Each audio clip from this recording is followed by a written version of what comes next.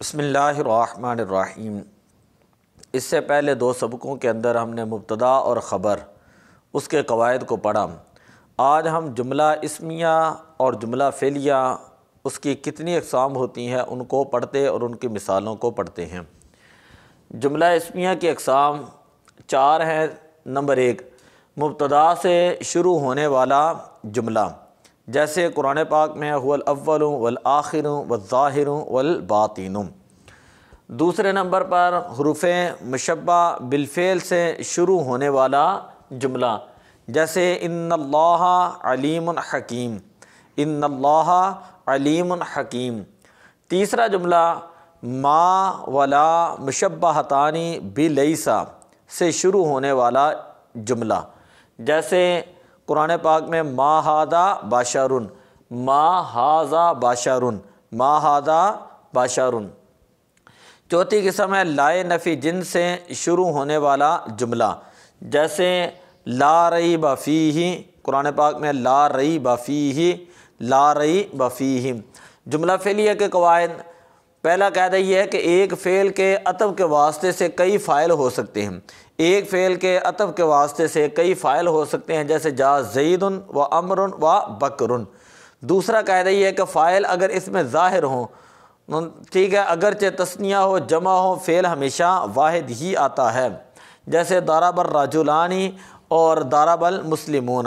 فاعل جب اس میں ظاہر ہو، فاعل اس میں ظاہر ہوں تو فعل ہمیشہ واحد ہی آتا ہے، اگرچہ فاعل تثنیہ ہو اگرچہ جمع ہو۔ آگے قاعدہ یہ ہے کہ اگر فاعل ضمیر ہوں تو فعل تثنیہ جمع اور واحد ہونے میں فاعل کے مطابق ہوگا، تو فعل واحد تثنیہ اور جمع ہونے میں فاعل کے مطابق ہوگا، جیسے ضرب زید، اسی طرح جیسے زید ضرب، جیسے زید ضرب پہلی مثال میں، دوسری میں زیدان ضربا دوسری مثال میں تثنیہ کی، زیدون ضربوا یہ جمع کی مثال ہے۔ چوتھا قاعدہ یہ ہے کہ جاز یجوز، واجب یجب، امکن یمکن اور استحب یستحب کا فاعل اکثر فعل مضارع ان کے ساتھ ہوتا ہے۔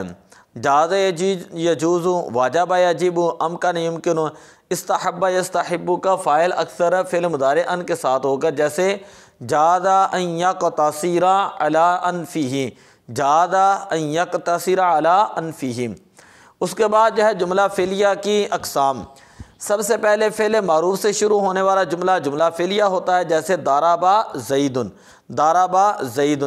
اسی طرح فعل مجہول سے شروع ہونے والا جملہ، یہ بھی جملہ فعلیہ ہوتا ہے، جیسے قرآن پاک میں خلق الانسان ضعیفا، خلق الانسان ضعیفا۔ تیسرے نمبر پر افعال قلوب، افعال قلوب سے شروع ہونے والا جملہ جو ہے وہ بھی جملہ جو ہے وہ فعلیہ کہلاتا ہے، جیسے قرآن پاک میں وَلَا تَحْسَبَنَّ اللَّهَ غَافِلًا عَمَّا يَعْمَلُ الظَّالِمُونَ، وَلَا تَحْسَبَنَّ اللَّهَ غَافِلًا عَمَّا يَعْمَلُ الظَّالِمُونَ۔ آگے ہے افعال ناقصہ، افعال ناقصہ سے شروع ہونے والا جملہ جملہ فعلیہ ہوتا ہے، جیسے وَكَانَ اللَّهُ عَلِيمًا حَكِيمًا۔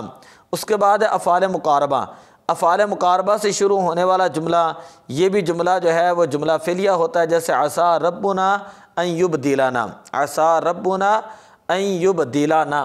اس کے بعد دو اور قسمیں ہیں، افعال مدح و ذم، افعال مدح و ذم سے شروع ہونے والا جملہ بھی جملہ جو فعلیہ کہلاتا ہے، جیسے فنعم المولا ونعم النصیر، فنعم المولا ونعم النصیر۔ اس کے بعد ہے فعل تعجب، جیسے اسمع بہ و ابصر، اسمع بہ و ابصر۔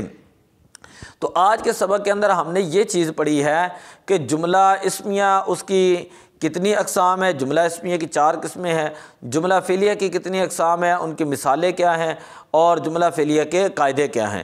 تو ان کی مشق جو ہے قرآن پاک کے اندر اگر آپ منطبق کریں تو آپ کو بے شمار جگہ پر جملہ فعلیہ کی مثالیں ملتی ہیں، جیسے رضی اللہ عنہم ورضوا عنہ۔ اسی طرح قرآن پاک میں قل جاء الحق وزہق الباطل۔ اسی طرح قرآن پاک میں ان جاءکم فاسق بنبأ فتبینوا ان تصیبوا قوما بجہالۃ فتصبحوا علی ما فعلتم نادمین۔ اسی طرح اور بے شمار جو ہے وہ مثالیں ہیں، آپ انہی قواعد کے مطابق ان مثالوں کو دیکھیں تو آپ کو خود بخود پتہ چل جائے گا۔ قرآن پاک میں ایک جگہ پر اللہ تعالیٰ فرمائے لَقَدْ خَلَقْنَا الْإِنسَانَ فی احسن تقویم، یہ جملہ فعلیہ کی مثال، اتستبدلون الذی ہوا ادنی بالذی ہوا خیر، یہ بھی جملہ فعلیہ کی مثال ہے۔ تو جتنی چیزیں میں نے آپ کو بتائی ہیں یہ ابھی تک جملہ فعلیہ کی مثالیں ہیں۔ تو دعا ہے کہ اللہ تعالیٰ ان چیزوں کو ہمیں صحیح طریقے سے گرامر کو سمجھنے کی اور اس کا قرآن پاک کے اوپر جو ہے وہ اجرا کرنے کی جو ہے وہ ہمیں اللہ تعالیٰ توفیق عطا فرمائے۔ الصلاۃ والسلام علیک یا رسول اللہ وعلی آلک واصحابک یا حبیب اللہ، الصلاۃ والسلام علیک یا خاتم النبیین وعلی آلک واصحابک یا شفیع المذنبین۔